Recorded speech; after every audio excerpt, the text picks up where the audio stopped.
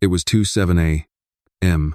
in Westerville when my phone wouldn't stop buzzing on the nightstand.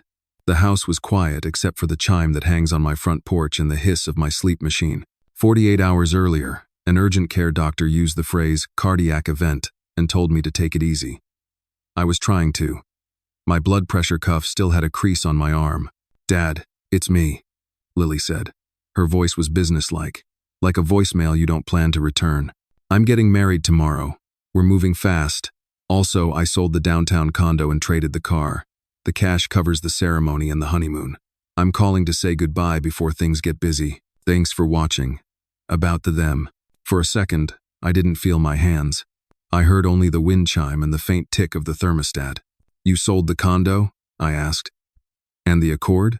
"Please don't start," she said. "Brandon says you only help me so you can control me. I'm 28. I'm allowed to have my own life." There it was, the script I've seen narcissists hand out like business cards. Turn love into leverage. Turn support into control. I've been a classic enabler for years, confusing generosity with boundaries. But this wasn't a messy argument about curfews or taste in boyfriends. This was real money and real paper. "Okay," I said. I kept my voice flat because rage spikes heart rate. "But you forgot one thing. Adieu and creed of the braid." A pause. I pictured Brandon prompting her in the background. "What do you mean?" she said. I didn't answer that. Not yet. "Are you safe?" "I'm fine. We're driving to Cleveland in the morning. Brandon's friends booked the chapel." "Send me your route," I said. "I knew you'd do this," she snapped. "You're already trying to interfere. This is exactly what Brandon warned me about. Gaslighting. Toxic. Boundaries ring any bells?" "I'm done." The line went dead. A text popped up a second later. "Lily. Do not contact me tonight. We'll be fine. Lily. And stop controlling me with money." I stared at the blue light of my phone until my eyes watered. Then I got up, made weak coffee, and pulled the blue binder from the top shelf of my hall closet. The sticker on its spine reads, "Cole Family Trust and LLC Property." I'm not a practicing lawyer anymore, but I remember the important parts. When Lily graduated, I set the condo up inside a simple land trust owned by Cole Holdings LLC. The beneficial interest, her use of it, her safety, her future was always the point. The legal title stayed with me as trustee, manager. The will names her as beneficiary, but that doesn't magic a sale into existence. Not without my signature, not with title insurance and a recorded deed that say otherwise.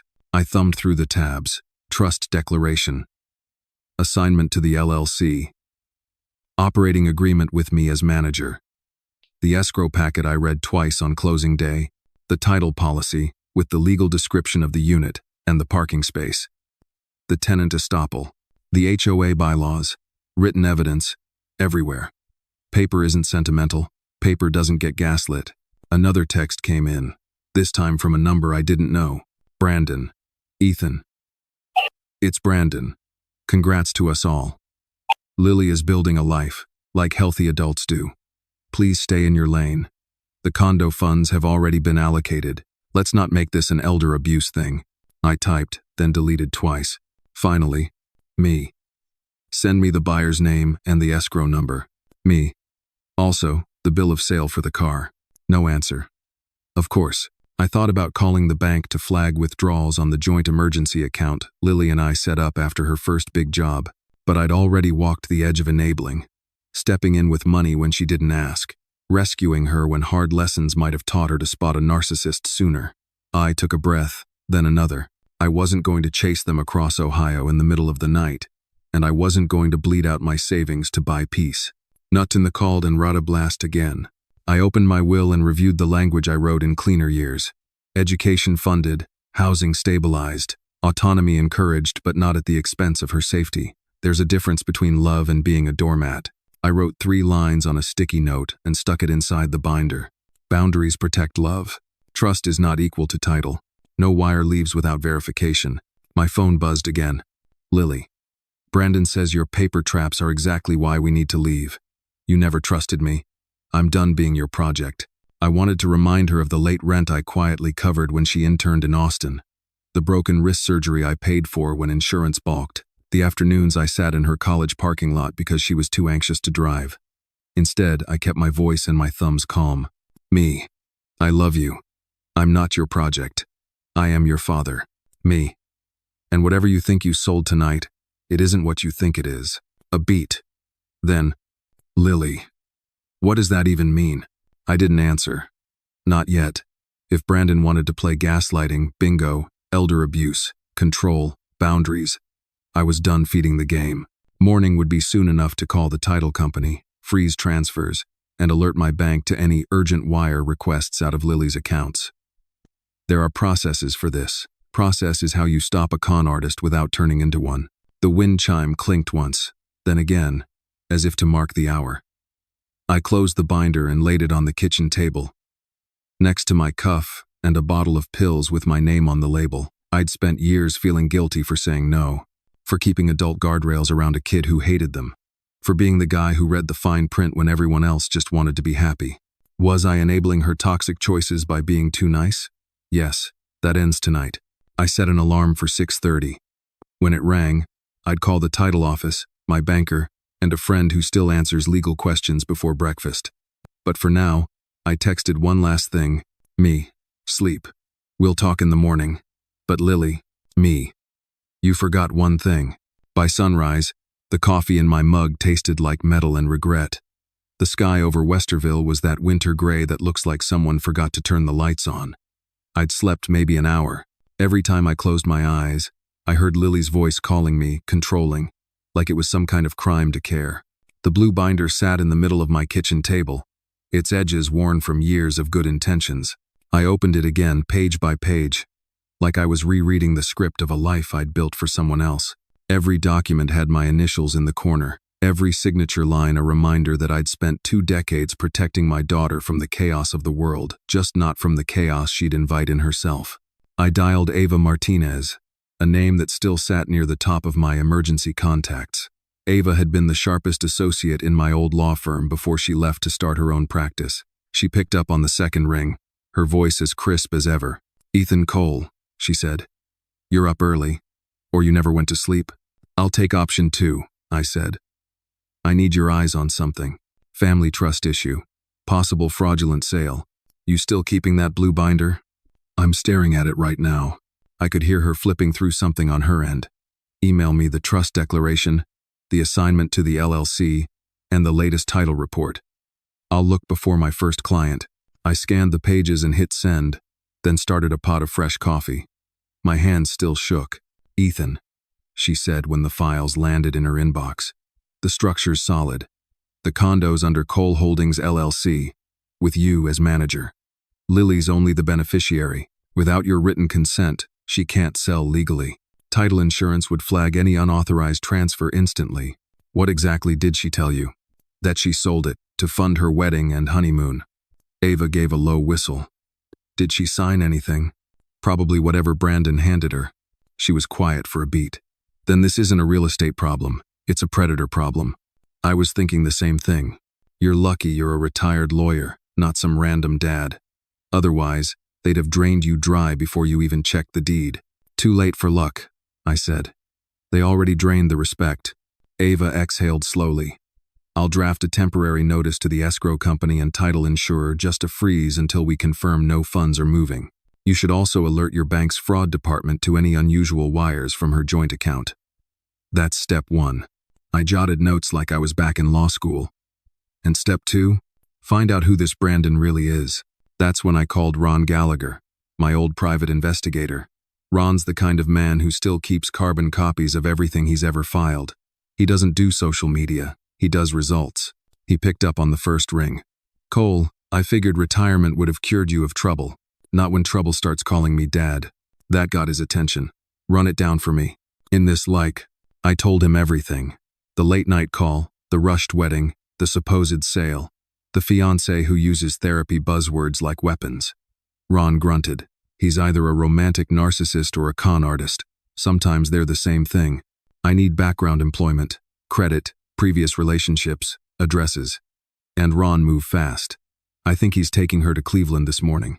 I'll have a preliminary report in 48 hours, full file by the weekend." When I hung up, the house was still. The wind chime outside barely moved, just a faint metallic whisper. I looked around at the life I'd built, a modest ranch. The kind of place where neighbors wave but don't pry. I'd thought peace was something you could retire into. Turns out, peace has to be protected, same as anything else. The morning light hit the framed photo on the counter. Lily at 23, holding the condo keys, smiling like she believed she'd finally made it.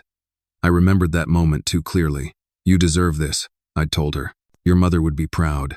Back then, I didn't realize deserve could turn into entitlement so fast. A buzz cut through the quiet. A new text from an unknown number.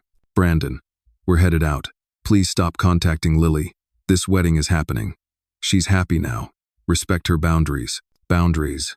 The word twisted like a knife. Narcissists love that word, they weaponize it. To them, boundaries mean you don't get to call me out. I typed back but didn't send it. Instead, I opened the folder labeled financials, bank statements, insurance, tax returns, everything in order. I wasn't about to let a smooth-talking opportunist dismantle 30 years of planning because my daughter mistook manipulation for love. I called Ava again. "He's texting me now," I said, using the word boundaries like he trademarked it. "Let him," she said. "Every message is written evidence. Save them all. You'll need them when we show who's gaslighting whom." "Do I tell Lily what we're doing?" "Not yet," Ava said. "She's under his spell. You push, she'll dig in. Let him make the next mistake. People like him always do." "Copy that," I said, closing the binder. For the first time in months, my pulse felt steady. Not because I wasn't scared, but because I finally had a plan. That blue binder wasn't just paperwork anymore. It was a boundary made visible, a quiet way of saying enough. I poured another cup of coffee and looked out the window toward the gray Ohio sky. Somewhere out there, my daughter was driving straight into a storm she didn't see coming. But for the first time in a long time, I wasn't just the worried parent waiting for bad news. I was the man who'd written the fine print. And I knew exactly how to read it. By Sunday morning, I'd memorized the pattern on my kitchen table: rings from coffee cups, indentations from the blue binder, one dark stain from the day Lily spilled syrup there as a kid. Now, that same kid had sold the condo I bought her, and I was heading to brunch to pretend everything was normal. She'd texted the night before, "Lily, Brandon wants to clear the air. Let's meet at Birchwood Cafe at 11. Clear the air." That's what manipulators say right before they gaslight you into apologizing for things you didn't do. The Birchwood was crowded, full of people with smiles too wide for a Sunday. Lily was already there, white sweater, new nails, and that expression people wear when they're performing happiness. Brandon sat across from her, wearing a Rolex that caught every beam of sunlight in the room. It was almost too bright, like it was trying too hard to be noticed. "Dad," Lily said, standing up for a quick, stiff hug. "You look better." "Dad, hospital food will do that," I said. "Makes everything else seem edible." Brandon laughed, too loud, too smooth. "Always the lawyer with the one-liner, huh?" I smiled back, polite and cold. "Always the lawyer who reads the fine print." I manned. He ordered a mimosa for Lily without asking, a black coffee for himself, and without looking up, told the waiter, "He'll have the same." I watched Lily fidget with her napkin. There's a subtle language in relationships, micro-expressions, pauses, flinches. The woman sitting across from me wasn't relaxed. She was managed. "So," Brandon said, leaning forward, "we know there's been some tension. We just wanted to have an adult conversation." "Adult conversations usually start with truth," I said. Lily's eyes darted between us. "Dad, please don't start." "I'm not starting," I said. "You are. By selling something you didn't own." Her jaw tightened. Brandon chuckled like I'd told a harmless joke. "Ethan, we're past that. The sale's done. We have the check." I reached into my leather brief and laid the blue binder on the table between us. "No, Brandon. You have a piece of paper that isn't worth the ink it's printed with." He smirked. "Look, I get it. You're used to control. But this is what independence looks like." "Independence?" I asked. "Or entitlement?" His smile thinned. "That's a pretty harsh word. So is fraud." Lily inhaled sharply. "Dad, stop. You're making a scene." "I'm making a point," I said, opening the binder to the trust section. "Read this line, Lily. Beneficial interest does not equal legal title. That means you can live there, but you can't sell it. The condo is owned by the Cole Family Trust, managed by me through Cole Holdings LLC. Legally speaking, The sale isn't real. Brandon leaned in. You're bluffing. I spent 30 years writing contracts, son.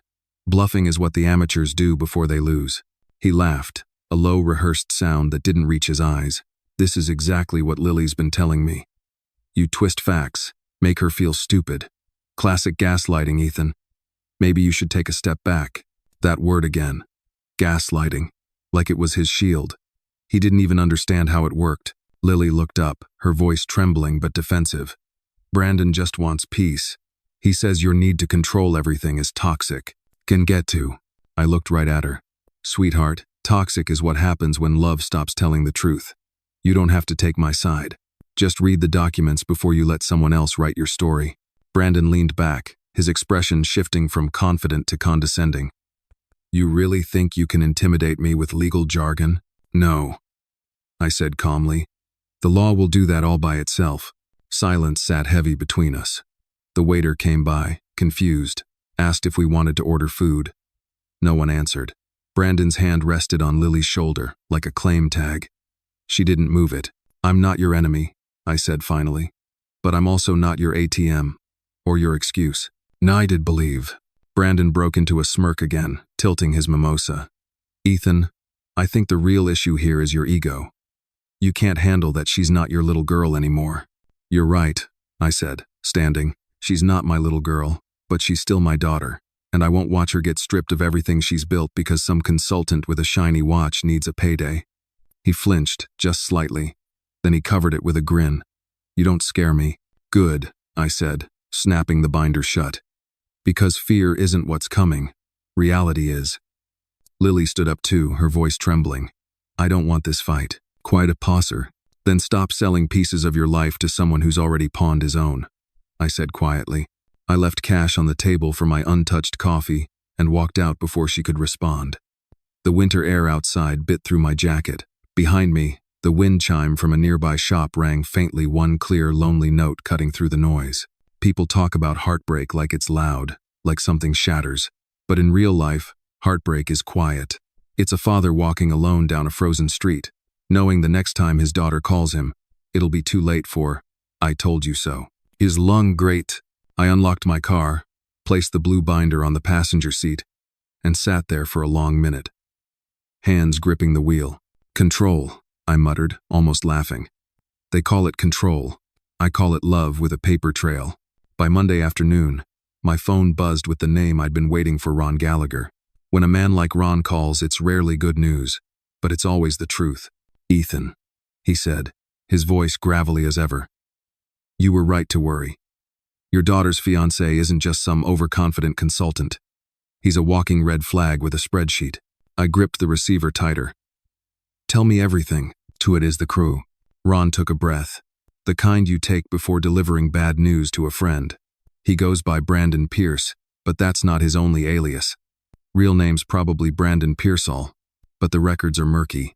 He's moved every 18 months, always in mid-sized cities. There's a pattern: 2 serious relationships before Lily. Both women ended up broke. Same playbook every time. My stomach turned. What kind of playbook? The usual con artist routine. He love bombs, isolates, creates dependency, then pushes a joint investment opportunity. First woman, Charlotte Dean, nurse practitioner from Kansas City, lost her savings in a fake crypto fund. Filed a restraining order that got withdrawn after he apologized. Second, Emily Novak, realtor in Indianapolis. He lived off her commissions for a year, then disappeared after she sold her condo to fund their future. You seeing the pattern yet? Yeah, I said quietly. And Lily just became the sequel. Ron flipped through papers. I could hear the pages. His BMW's leased to the limit, 3 payments behind. His credit score looks like a crime scene. He's been blacklisted from 2 rental agencies for damages and unpaid balances. Oh, and he's currently being sued by a boutique marketing firm in Chicago for breach of contract. Claimed to be a consultant, delivered nothing, vanished mid-project. I exhaled slowly. So he's not just lying to her, he's a professional parasite. Parasite, grifter, narcissist, take your pick, Ron said. They're all synonyms for men like him. He paused. Ethan, I've done this long enough to know something important. Guys like Brandon only stop when someone forces them to. He's testing your limits now. See how far he can push you before you give up. He'll be disappointed then. Ron chuckled. That's the spirit. I'll keep digging. But if you've got a lawyer, now's the time to put her on speed dial. I already did, I said. Ava's drafting a response to that ridiculous cease and desist letter Brandon's fake attorney sent. Good. Play defense on paper, offense in silence. After hanging up, I sat at the kitchen table again. The blue binder was still there, open to the trust's title page. I stared at the embossed letters, Cole Family Land Trust, like they were the last line of defense between my daughter and the world. The phone buzzed again. This time it was Ava. I just reviewed that so-called legal letter, she said. The grammar's atrocious. I doubt the sender even passed the bar exam. The phrase emotional elder manipulation doesn't exist in any statute I've ever read. I couldn't help but smile. He's playing lawyer now? Oh, absolutely. And poorly, she said. I'll file a formal reply citing the property clause and the LLC trust structure. Once he sees real legal jargon, he'll fold faster than a cheap card table. Men like him can't handle actual scrutiny. Let him fold, I said. Just make sure the edges cut when he does. Ava laughed softly. You've still got that courtroom rhythm. Guess old instincts don't die. After the call, I pulled a yellow legal pad toward me and began sketching out what I knew. Timelines, transactions, every red flag Ron mentioned. It felt like building a case, except the stakes weren't a client's company, it was my daughter's life. At the top of the page, I wrote in capital letters, "The pattern is the proof." That's the thing about manipulators. They think they're unique. They think every new victim erases the last. But paper never forgets. Bank statements, lease agreements, credit histories, they all tell stories, just quieter ones. By nightfall, my dining room looked like an evidence room. I had copies of trust papers spread across one end, Lily's old college photos on the other. Between them sat a single note Ron had emailed me. These guys don't steal just money, Ethan. They steal perception. They make good people doubt their own instincts. That line hit me harder than I expected. For months, I doubted myself, wondered if I had been too controlling, too cautious, too skeptical of Lily's choices. But now I saw it clearly. I wasn't paranoid. I was paying attention. Somewhere out there, Brandon Pierce or Pearsall, or whatever name he wore this year, was spinning his web tighter around my daughter. But I'd spent 30 years drafting contracts that outlived their con artists, and I was done playing the enabler. That night, I emailed Ava a single line before shutting down my laptop. He thinks he's found another victim. Let's make sure he just found his audit. That night, the house was too quiet. The kind of quiet that doesn't comfort, it accuses. The wind chime on my porch clinked every few seconds. A soft metallic heartbeat, reminding me I wasn't sleeping again. I sat in my recliner, lights low. The blue binder still open beside me like an old friend who refuses to leave. I used to think peace meant stillness. Now I know stillness can feel like punishment. I'd spent the last few days running on adrenaline lawyer mode, problem-solving mode, the version of me that always has a plan. But the silence has a way of stripping the armor off. That's when the questions sneak in. Was I part of the problem? Was I enabling Lily's toxic behavior by rescuing her every time she fell for the wrong person? The truth is, I made it too easy. Every time she called in tears, I fixed things, paid bills, moved furniture, rewrote contracts, smoothed over jobs she quit after 3 months. I told myself it was love. Maybe it was, but it was also guilt. Guilt for not being enough when her mother died. Guilt for working too many late nights. Guilt for being the man who always reached for control when everything else fell apart. That's how enablers are born, out of love and guilt. Two sides of the same coin. Now I was paying for it.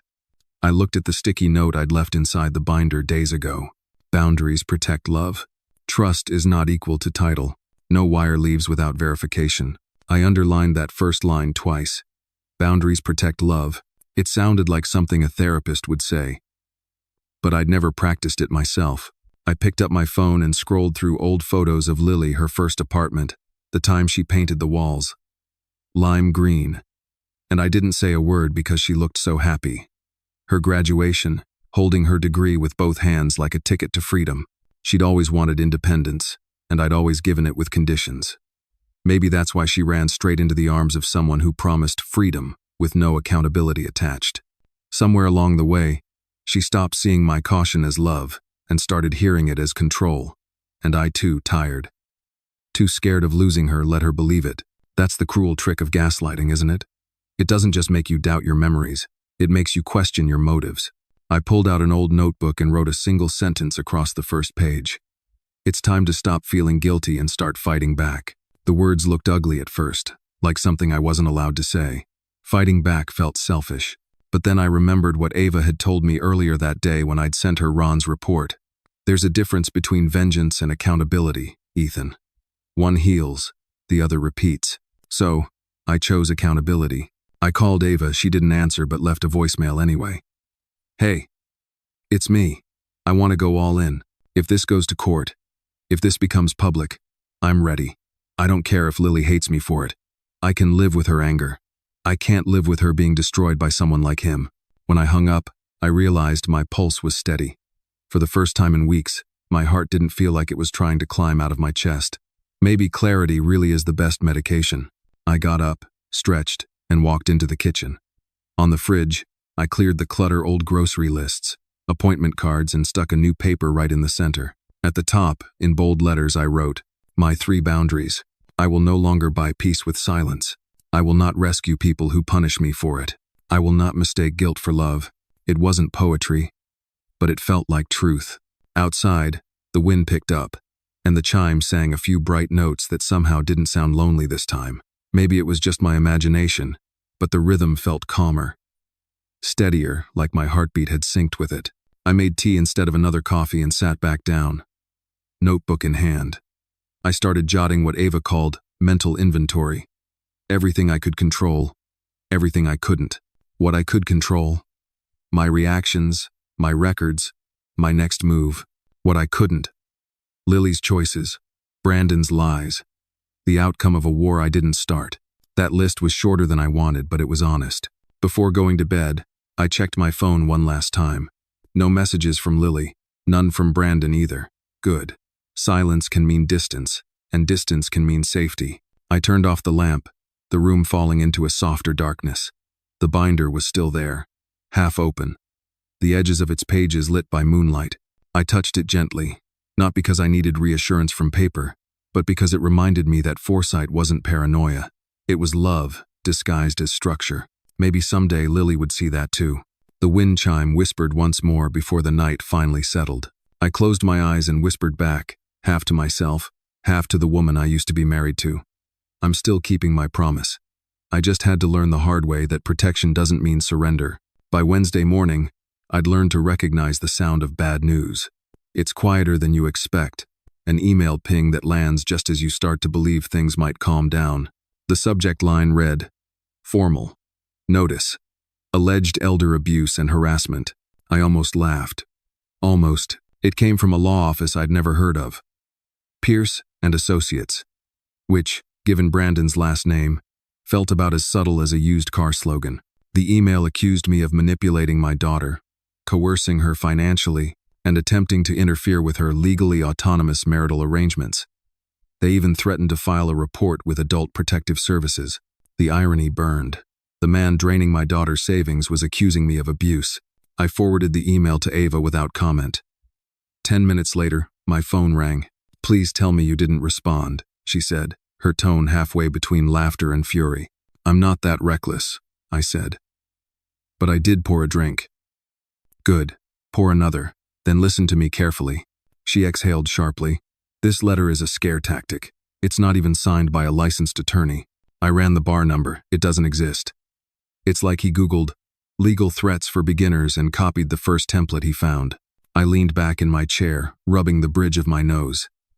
"So it's fake? Fake, sloppy, and dangerous," she said. "It's meant to rattle you, not hold up in court. If you reply emotionally, he wins. If you stay calm and professional, he disappears. That's your cue, counselor." Ava didn't miss a beat. "Already on it. I'm drafting a response on letterhead. It'll cite the property trust, title insurance, and fiduciary documentation.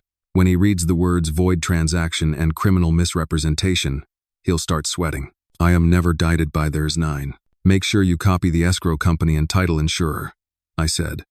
"I want everyone aware of what he's trying." "Done," she said. "And Ethan, save every text, email, voicemail, even the emojis. They're all evidence. He's crossing into harassment territory. I smiled despite myself. You sound like I trained you. Please, you were my favorite worst influence. When we hung up, I opened the letter again and read it slowly, line by line, letting the absurdity soak in. Words like control, manipulation, and toxic dynamics leapt off the page. Brandon's recycled therapy jargon masquerading as legal terms. He'd taken every pop psych phrase and turned it into a weapon. That's how narcissists survive. They steal the language of healing and use it for war. The next day, Ava's counter letter was ready. She sent me a copy. It was beautiful, clinical, precise, and cold enough to make an ego freeze solid. It began, "Our client, Mr. Ethan Cole, is the lawful trustee and manager of Cole Holdings LLC, the recorded owner of the property in question. Any purported sale executed without his written consent is null and void under Ohio law." It went on for 3 pages, citing statutes, case law, and the original deed references. Every paragraph ended, like a hammer hitting steel. I printed it and slid it into the blue binder, right next to the trust declaration. When you've spent years being gaslighted, paper is peace. It doesn't argue. It doesn't twist your words. It just is. That afternoon, my phone buzzed again, this time with a call from Ron. "Got more on your boy Brandon," he said. "You're gonna love this." Define love. His law firm, registered last week as an LLC under his own address. No license, no associates, just him and a P.O. box. I also found something else, an invoice to your daughter's email for legal retainer fees. $5,000, paid through her joint checking account. My chest tightened. He made her pay him to fake sue me. Exactly. It's psychological control, Ethan. He wants her to feel financially and emotionally entangled. It's classic coercive control. Bleed them, isolate them, then make them believe you're the only safe place left. I gripped the phone hard enough to hurt. He's turning her against the only person trying to help. Which is why we don't fight this emotionally, Ron said. We fight it surgically. When I hung up, I felt the kind of anger that doesn't yell, it calculates. I sat at my desk and drafted my own note to attach to Ava's letter. Addressed directly to the so-called attorney. Your correspondence has been reviewed. Please cease further attempts to intimidate or misrepresent legal rights. Future communications will be handled through counsel. Additional harassment will trigger civil and criminal remedies available under Ohio law. Simple, clean, and devastating. By evening, the letter had been sent certified mail, electronic copy, all neatly logged. Ava texted me later. AVA. The counter letter landed. Tracking says he opened it at 6:14 p.m. Guess what? The email he used to register that fake firm just went offline. Me. So he's running? Ava. More like retreating. People like him don't run. They regroup. Stay alert. I closed my laptop and looked around the house. Everything was in its place. But it all felt temporary. Like the calm before another manipulation storm. I could almost hear Brandon rehearsing his next move. Maybe another fake document. Maybe another guilt trip through Lily. I poured a glass of water, not whiskey, and sat at the table with the blue binder. For years, I'd treated love like litigation. Negotiate, compromise, settle. But this wasn't about compromise anymore. This was about self-respect. The letter Ava wrote wasn't just a legal defense, it was a declaration of boundaries, written in ink. And as I read it one last time before filing it away, I realized something. Boundaries don't push people away. They filter out the ones who were never safe to begin with. Somewhere in Cleveland, Brandon was probably pacing, planning his next performance. But this time, the script wasn't his. I had the pen. By Friday, the house looked less like a home and more like a command center. The dining table was covered in manila folders, printed bank statements, and sticky notes that looked like a detective's wall in a crime show. Except this wasn't TV, it was my daughter's life. Ron called at 8 a.m., his voice already crackling with caffeine and purpose. You said you wanted patterns? Well, I found them. He started listing names: Megan Holt and Talia Ross, 2 women who'd each dated Brandon Pierce within the past 5 years. The stories were identical. Megan, a 36-year-old marketing manager in Chicago, met him on LinkedIn. He pitched himself as a strategic consultant, the same lie he'd told Lily. They dated for a year and a half. Then he convinced her to co-invest in a startup that didn't exist. When her savings vanished, so did Brandon. Talia, a yoga instructor from Columbus, lasted 14 months. He'd moved into her apartment temporarily, then slowly took over her finances under the pretext of helping her streamline her bills. When she finally confronted him about missing money, he gaslighted her into apologizing for not trusting the process. "He's a parasite with a calendar," Ron said. 18 months per victim, almost to the day. It's like clockwork. I felt something cold settle in my chest. "And now he's at month 8 with Lily." "Exactly," Ron said. "Which means the honeymoon phase is ending. He's already prepping his exit." I swallowed hard. "How do you know?" "He's been making cash withdrawals from a secondary account under his name, small amounts, spread across different ATMs. That's what scammers do when they're about to vanish. He's probably stashing it for a getaway. You're running out of time." After we hung up, I called Ava, who was already knee-deep in case law at her office. "He's escalating," I told her. "Then we escalate too," she said. "If we can connect the dots between his victims, we have a pattern case. That's enough for a criminal fraud investigation." "Will they take it seriously?" I asked. "Ethan, 3 women, the same MO, same timelines, same psychological manipulation. Yeah, they'll take it seriously." We spent the rest of the day gathering every piece of evidence we could. Ron obtained Megan and Talia's contact info and got them on a group call that afternoon. Hearing their voices felt like looking into alternate timelines of my daughter's future. "Same charm, same phrases, same financial traps," Megan said. "He used to call me his safe place. Then one day, I realized my credit cards were maxed out, and he was gone." Talia added, "He's the kind of man who says, 'Trust me,' right before he takes everything you have." I took notes while they spoke, my hand shaking slightly. Not from fear, just the realization that every lie he told them, he'd probably rehearsed on Lily. When they finished, I asked the only question that mattered. "Would either of you be willing to testify if this goes to court?" A long silence followed. Then Megan said, "If it keeps him from hurting another woman, yes, I'll testify." Talia agreed without hesitation. I've been waiting to tell my story to someone who'd actually listen. That hit me. For years, I'd been the lawyer, the problem solver, the fixer, but I hadn't realized how much power there was in simply listening. Ava joined the call halfway through, her voice clear and steady. "Ladies, thank you for coming forward. We're building something that matters here. Documentation, timelines, financial statements, everything you've got. Send it to me. Once we have your testimonies notarized, I'll file a preliminary affidavit for a pattern fraud complaint." Ron chimed in.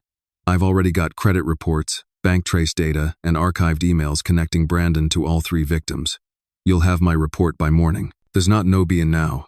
I leaned back in my chair, the tension in my neck easing for the first time all week. For once, the momentum was shifting. That evening, as the sky dimmed over Westerville, I pinned the victims' names and timelines onto a corkboard above my desk. The lines connecting them looked like the web of a spider who'd finally spun one thread too many. At the center of it all sat Brandon's photo, smiling, polished, hollow. The kind of man who rehearsed sincerity until even he believed it. Later, Ava called again. "We're nearly there. But Ethan, I want to be honest with you. When this goes public, it's going to get messy. Lily might defend him. Victims often do at first." "I know," I said quietly, "but if she hates me for saving her, I'll live with that. I can't live with watching her become his next statistic." Before we hung up, she said something that stuck with me. "This isn't just about stopping him, Ethan. It's about teaching Lily what real accountability looks like. Boundaries aren't punishment, they're protection." After the call, I sat alone, looking at the corkboard. The air felt heavy but clear. I knew the next 48 hours would decide everything. Brandon was moving toward his exit, and I had to get there first. On my desk sat Ron's last email, timestamped 7:42 p.m. "For your information, Brandon just bought 2 one-way plane tickets to Nevada for Monday morning, under Mr. and Mrs. Pierce. Looks like he's planning his final act." I stared at the screen, the glow of it cutting through the dark room. So that was it. He was going to marry her, drain her, and vanish. But this time, he wasn't walking away clean. I took out my notebook and wrote 3 words across the next blank page. "Trap the spider." Sunday night, I barely slept. Every time I closed my eyes, I saw the clock ticking toward Monday morning, the day my daughter was supposed to marry the man who'd turned her life into a fraud case waiting to happen. I'd been on the phone with Ava and Ron until after midnight. Every detail was set. The district attorney had reviewed our files. The warrants were signed. But none of that mattered if Lily didn't see the truth with her own eyes. You can't reason someone out of a story they're still desperate to believe. You have to break the story first. At 8 a.m., Ron texted, "Ron, they're checked in at the Silver Chapel in Reno. Ceremony at 10. I've got local law enforcement on standby." I grabbed the blue binder, tucked it into my leather briefcase, and drove 5 hours straight, every mile filled with the same question. What if I'm too late? By the time I pulled into the chapel's parking lot, the desert sun had already turned the asphalt into glass. It looked like every quick marriage cliché: fake roses, a neon heart flickering above the door, and a cheap banner that read, "Happily Ever After starts here." Except this one was about to end with handcuffs. Inside, I saw Lily in a simple white dress, bouquet trembling slightly in her hands. She looked beautiful and heartbreakingly lost. Brandon stood beside her, grinning that salesman grin, rehearsed and hollow. The officiant was halfway through the vows when he said, "If anyone here has reason these two should not be wed, speak now or forever hold your peace." I stepped forward. "I have a reason." The room went silent. Lily turned, shock freezing her mid-breath. Brandon's smirk vanished. "Dad, what are you doing here?" she whispered, her voice already shaking. I held up the binder. "Finishing what you started when you sold something that was never yours." Brandon snapped. "This is harassment. We have a restraining order." "No, you don't," I cut in. "Because your law firm doesn't exist. Neither does your business, your degree, or your so-called consulting company." Gasps rippled through the small crowd, mostly strangers, probably people he'd paid to fill the seats. I opened the binder and laid down the documents on the altar. Property records, trust declarations, police reports, marriage certificates from his previous victims. Each page landed like a blow. "Meet Megan Holt," I said, sliding out a photo, "and Talia Ross, two women who also thought they were marrying a man named Brandon Pierce. Both lost everything." Lily looked between us, confusion turning to disbelief, then dawning horror. "That's not true," Brandon said, his voice cracking. "He's fabricating all this to control you." "Funny," I said. "That's exactly what you told Megan, word for word." He lunged toward me, but Ron appeared from behind the crowd, badge visible, voice like gravel. "Step back, Brandon." The room erupted: gasps, whispers, chaos.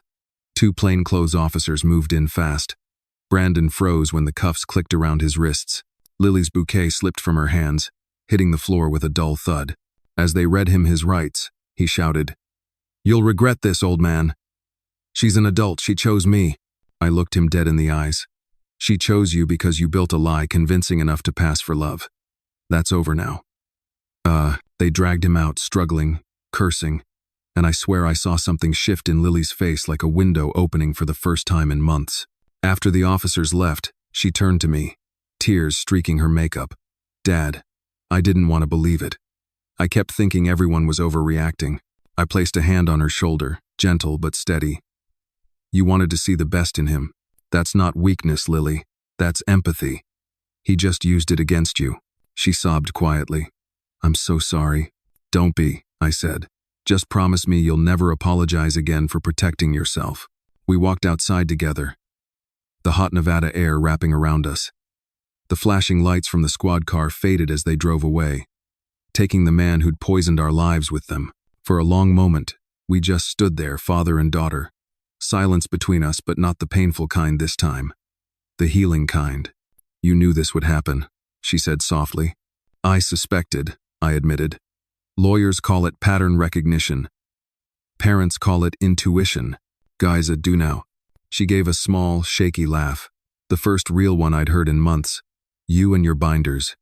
They saved your life." She smiled faintly. "Then maybe I'll keep this one, just as a reminder." Later that night, we sat in a diner off the highway, 2 mugs of coffee growing cold between us. Lily stared out the window, the neon sign flashing across her reflection. "I don't even know who I am anymore," she said. "You're someone who survived," I told her. "And that's more than most people do the first time they meet a narcissist." She looked at me then, eyes tired but clear. "You really think he's gone for good?" I took a sip of my coffee, slow and deliberate. "Oh, he'll try to talk his way out of it. Men like him always do. But this time, He picked the wrong story to rewrite. She nodded, then reached across the table and took my hand. Thank you, Dad, for not giving up on me even when I gave up on myself. I squeezed her hand gently. That's what boundaries are for. They don't just protect you from others, they remind you who you are. Outside, the Nevada sky was ink black, and for the first time in nearly a year, it didn't feel suffocating, just endless. As we drove back to Ohio the next morning, the wind hummed through the open window. Lily leaned her head against the seat, half asleep, while I watched the desert stretch for miles. Somewhere behind us, Brandon Pierce's perfect mask had finally cracked, and somewhere ahead, my daughter was learning that freedom doesn't come from rebellion, it comes from reclaiming your truth.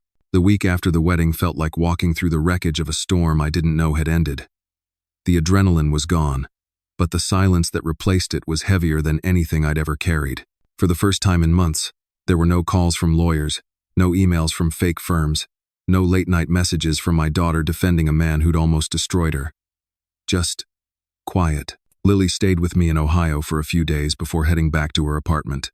The first night, she slept for nearly 12 hours straight. The next morning, she came downstairs wearing one of her mother's old sweaters, holding a mug of coffee like it was armor. Do you ever stop replaying it?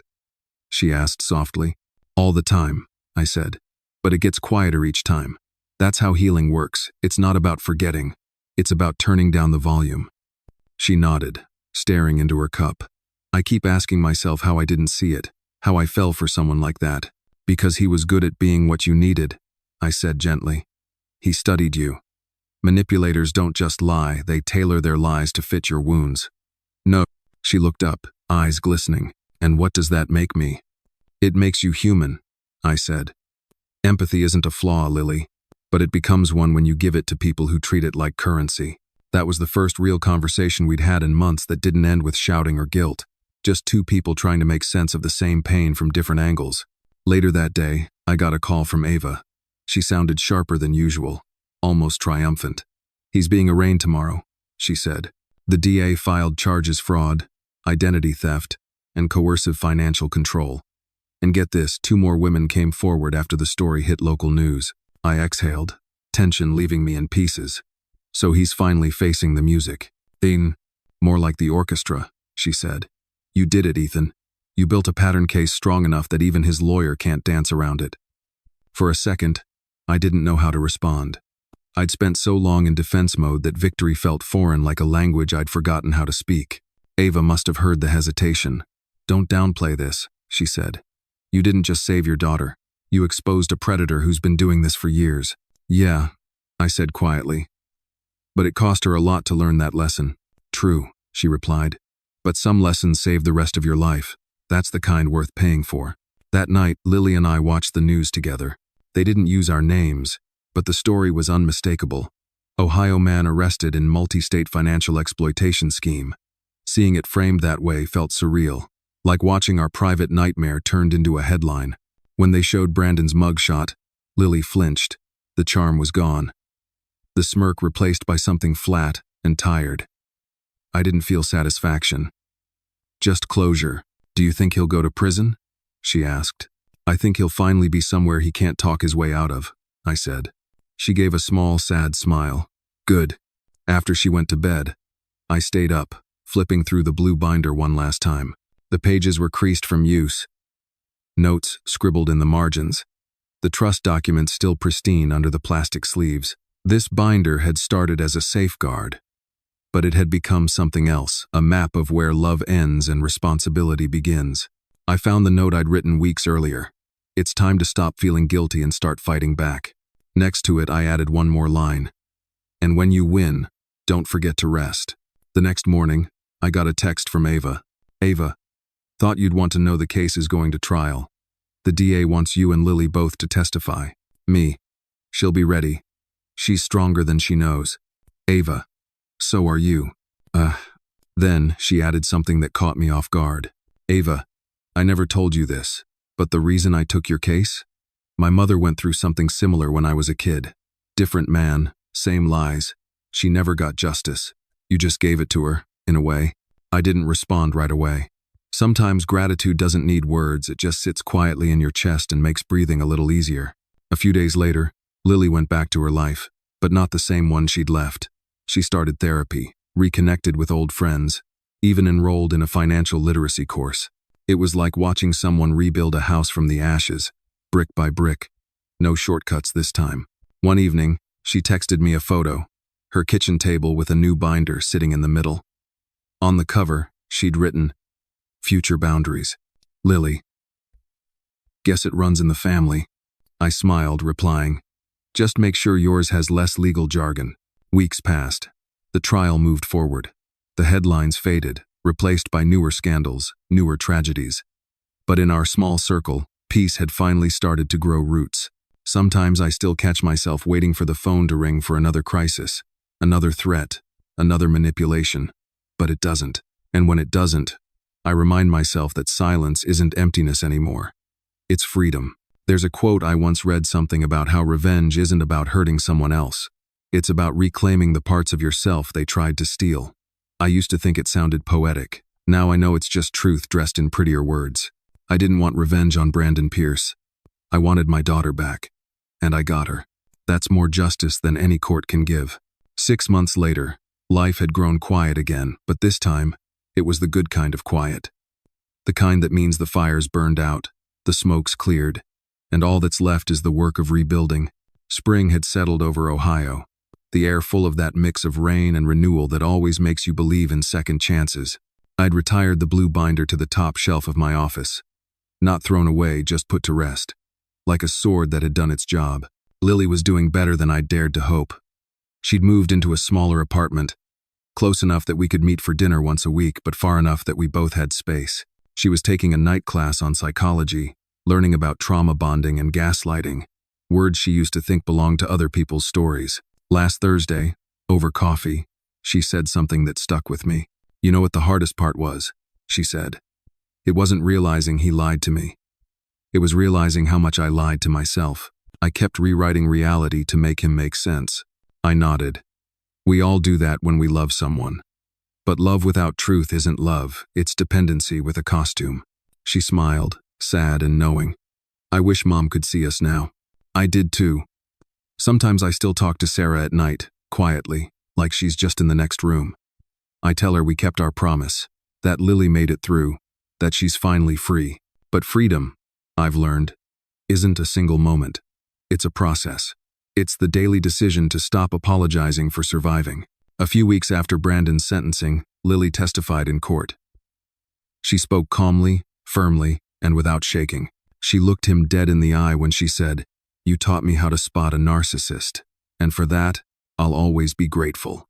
It was the kind of poetic justice no verdict could top. He got 7 years. It won't fix the women he broke, but maybe it'll stop him from creating more. After the trial, Ava and I met for lunch.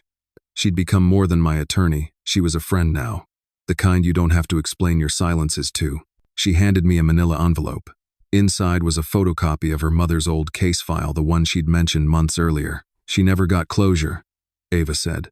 "But I like to think helping you helped me give her some." I didn't say much, just reached across the table and squeezed her hand. Some stories don't need commentary. They just need acknowledgement. As the months went on, the pieces of normal life began to fit again.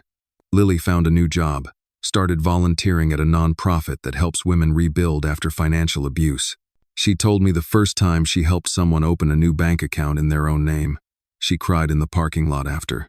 I understood why. Sometimes the smallest acts of independence feel like revolution. As for me, I went back to my old habits: long walks at dusk, late nights reading on the porch, fixing up small things around the house. But something fundamental had changed. I no longer saw protection as control.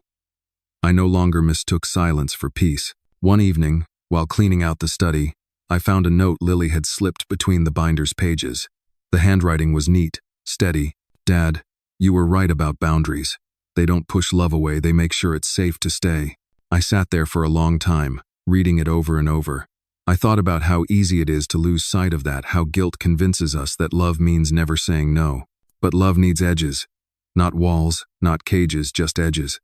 Enough to keep it honest. A week later, Lily invited me to her apartment for dinner. She made her mom's old lasagna recipe slightly burnt, just like Sarah used to make it. There was music playing, laughter echoing from the kitchen, and for the first time in years, I didn't feel like a man guarding something. I felt like a father sharing something. After dinner, she poured 2 glasses of wine and raised hers. "To new boundaries," she said. "And to surviving the old ones," I replied. We clinked glasses, and the sound was small but solid like the closing of a chapter.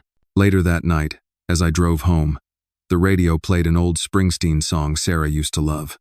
I rolled down the window and let the wind hit my face. There was no bitterness left, just the soft ache that comes after truth. You know, people always talk about revenge like it's about payback. But the older I get, the more I realize real revenge is peace. Not the kind you buy or beg for, the kind you build. Brick by brick, after someone tried to take it from you. If you'd told me a year ago that this whole mess would lead to healing, I'd have laughed. But maybe that's the point. Sometimes the ugliest stories don't ruin you, they reveal you. And what they revealed in us was something I'd forgotten how to name. Strength disguised as love.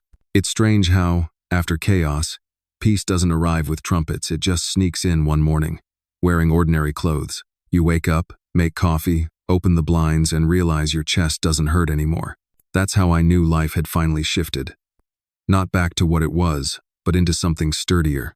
The seasons had turned again, summer into fall, and the house felt lighter somehow. There were no piles of legal papers on the dining table, no late-night calls, no constant need to check whether my phone was silenced. The blue binder still sat on the top shelf, but it no longer felt like a shield. It was just history now. Lily was thriving. She'd started seeing a therapist regularly and was learning about boundaries not as a punishment, but as a form of respect for herself, for others, for what love should look like. She called it retraining my emotional muscle memory. I liked that. It sounded like someone rebuilding a bridge instead of just staring at the ruins. She'd also started volunteering full-time at the nonprofit, working with women recovering from financial abuse. A few months ago, she gave a talk at a local community center titled "Recognizing Red Flags Before They Cost You Everything." I sat in the back, quietly, as she told her story not as a victim, but as a warning light for others. At one point she said, "My father taught me that love isn't control, it's consistency. It's showing up, even when you're tired of fighting." I swallowed hard at that line, because for years, I'd thought showing up meant fixing everything. I never realized sometimes showing up just means standing still, refusing to move when everyone else is running. After her speech, a few women came up to talk to me, thanking me for raising such a strong daughter. I smiled, but the truth is, I didn't raise her strength. I just made sure it didn't get buried. That night, after the event, Lily and I walked outside together. The air smelled like autumn leaves and rain. "You know what I realized tonight?" she said. "I used to think I lost years of my life because of him. But now I see those years taught me something I couldn't have learned any other way: how to choose myself." I nodded. "The hardest lessons always come wrapped in people who look like answers." She smiled. "You sound like my therapist. God help us both." I laughed. We stood there for a moment, not saying anything. Just the sound of cars in the distance and a streetlight flickering overhead. It struck me then how quiet life can be when it's honest. A few weeks later, Ava called. "I have news," she said, her tone lighter than usual. "The civil suits against Brandon are done. He settled with the other victims. They'll recover most of what they lost." "That's good," I said. "At least something decent came out of all this." "There's more," she added. "He took a plea deal. He'll serve time. And he can't touch a financial account or start a business under his name for 10 years. He's finished, Ethan." I exhaled slowly. I didn't feel triumphant. Just done. "You okay?" she asked. "Yeah," I said after a pause, just realizing the war's over. "Then promise me something," she said. "Now that you don't have to fight, learn how to rest." Rest. I'd forgotten what that meant. After we hung up, I went for a walk through the neighborhood. The air was crisp, and kids were out riding bikes, laughing in that carefree way I used to envy. I passed by a small shop that sold antique clocks, and one caught my eye, an old brass pendulum swinging steadily, endlessly, as if reminding me that time doesn't stop just because pain once did. I bought it, not because I needed another reminder of the past, but because it felt symbolic, steady motion, quiet rhythm, something constant that doesn't demand attention but keeps everything in sync. When I got home, I hung it in the hallway. right across from a framed photo of Sarah and Lily at Lily's college graduation. I hadn't looked at that picture in months. Now it felt different, less like grief, more like gratitude. Every day since, the clock has been ticking softly in the background, and sometimes, when I catch myself listening to it, I think about what peace really is. It's not the absence of pain or conflict. It's the presence of understanding the moment you stop needing closure from people who never gave you truth. A few days ago, Lily came over with dinner and said, "You know, I've been thinking about getting certified as a counselor. For women like us. For women like you," I corrected. "I'm just the supporting character." She laughed. "No, Dad, you're the proof it's possible to stand up for someone without losing yourself. With a garant intention. How dig it and donned into the fired." That stayed with me. Because for years, I thought protecting her meant fighting for her. Turns out, the real power was in fighting with her side by side, until she could take over. Last night, I wrote something down in my notebook before bed. A kind of final note to the whole saga. It said, "There's no such thing as getting your old life back. There's only learning to live the new one with softer hands and sharper instincts." When I finished writing, I closed the notebook and smiled. For the first time in a long time, I didn't feel like a man recovering from something. I felt like someone beginning again. And maybe that's the best kind of revenge there is, living a life so full of peace that the person who tried to break you wouldn't even recognize it anymore. It's been a year now. A full cycle since everything fell apart and, strangely, came back together in ways I never expected. The seasons have done their rounds, snow to spring, heat to harvest, and somewhere in between, the chaos just stopped echoing. I still wake up early, the habit of years spent in survival mode. But now, instead of checking my phone for crises, I brew my coffee, open the window, and let the morning air in. I've learned that peace isn't silence, it's trust rebuilt one day at a time. Lily calls me every Sunday without fail. Sometimes we talk for hours, sometimes only a few minutes. It doesn't matter. What matters is that the calls aren't desperate anymore. They're ordinary. And ordinary, I've realized, is the purest kind of miracle. She's doing well, better than well.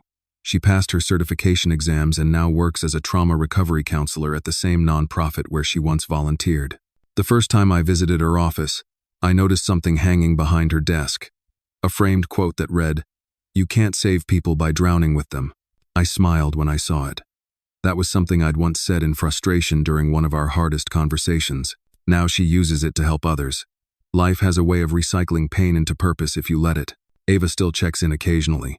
She says the civil suits from Brandon's victims finally concluded every woman got back at least part of what she lost. Brandon himself is still serving his sentence. I don't think about him much anymore. I used to replay our battles in my head, wondering if I could have done more, said less, acted sooner. But that loop's gone quiet. I don't need revenge anymore. The law took care of him. Time took care of me. One afternoon last month, I went through the attic and found a box I hadn't opened since Sarah passed. Inside were old letters, photos, little fragments of a life we built before everything turned into contracts and courtrooms. At the very bottom, I found one of her handwritten notes. The paper was yellowed and creased, but the ink still clear. "Promise me that when life tests you, you'll choose love, not fear.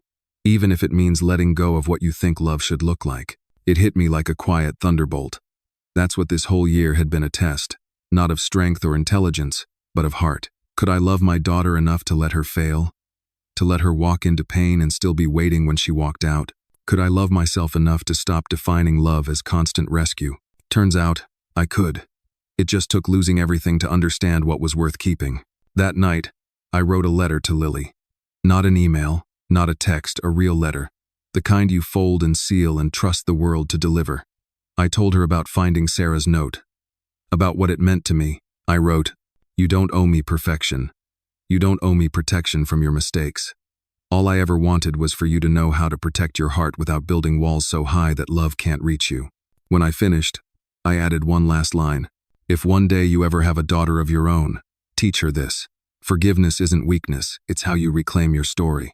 I mailed it the next morning. She called 2 days later, voice soft but certain. "Dad, I read your letter 3 times, she said. And I cried each time. But this time, it wasn't from guilt. It was because I finally understood what you were trying to teach me all along. I didn't say much. Just listened. Sometimes the best thing a father can do is let silence do the talking. She continued, "You know what I realized? You never stopped believing in me even when I didn't deserve it. That's what saved me. Not the money, not the plan, not the binder. You." I felt my throat tighten. "I didn't save you, Lily. You just needed time to remember who you were before someone convinced you otherwise." Have the crowsing. Ander. There was a pause, then she whispered, "Still, thank you for holding the line when I couldn't." After we hung up, I walked outside and sat on the porch. The wind chime Sarah bought decades ago was still there, still catching the wind. Its sound had always reminded me of fragility, but tonight it felt like rhythm. A steady, living pulse that kept going no matter how many storms passed. The sun dipped behind the trees, painting everything gold for a few fleeting minutes. I thought about the past year, the sleepless nights, the courtroom days, the endless fear that love might not survive the truth. But it did. It always does, if it's real. You know, people love to talk about closure, like it's some perfect ending wrapped up with justice and clarity. But closure isn't something you find, it's something you decide. It's the moment you stop asking why it happened and start asking what it taught you. For me, it taught this: that love and boundaries can coexist. That silence can be healing, not empty. That forgiveness isn't surrender, it's release. And maybe most importantly, that life doesn't hand out clean resolutions. It just gives you chances over and over to respond differently. As darkness settled and the last of the daylight faded, I looked at the old house, the photos on the wall, the quiet hum of the clock in the hallway. Everything felt peaceful, not perfect, but peaceful. And maybe that's all I ever wanted. Not to erase the pain, just to make sure it meant something. If there's one thing this entire journey taught me, it's that protecting your peace is not selfish, it's survival. For years, I thought love meant saying yes, fixing everything, absorbing every storm in silence. But I've learned that no is a complete sentence. You don't owe anyone an explanation for drawing a boundary that keeps you sane. Because when you constantly rescue people who drain you, you're not saving them, you're slowly abandoning yourself. I used to believe strength meant endurance, keeping the family together, solving every crisis, taking every hit without complaint. Now I know strength is discernment. It's the courage to say, "This doesn't feel right," and walk away before it destroys you. It's realizing that forgiveness doesn't mean re-entry. It means letting go of the poison without inviting it back to dinner. Mental peace doesn't happen overnight. It's rebuilt, choice by choice, every time you silence guilt, decline manipulation, or stop apologizing for your boundaries. It's quiet work, but it's holy work. And if you've ever been made to feel like you're too cold, too distant, or too much, remember this: people who benefit from your lack of boundaries will always call them walls. Don't listen. So now I'm curious, what about you? Have you ever had to protect your peace from someone who called it selfish? Did you ever have to walk away from a family member, partner, or friend just to breathe again? Tell me your story below. Because maybe the next person scrolling through will realize they're not crazy for wanting peace, they're just ready to heal.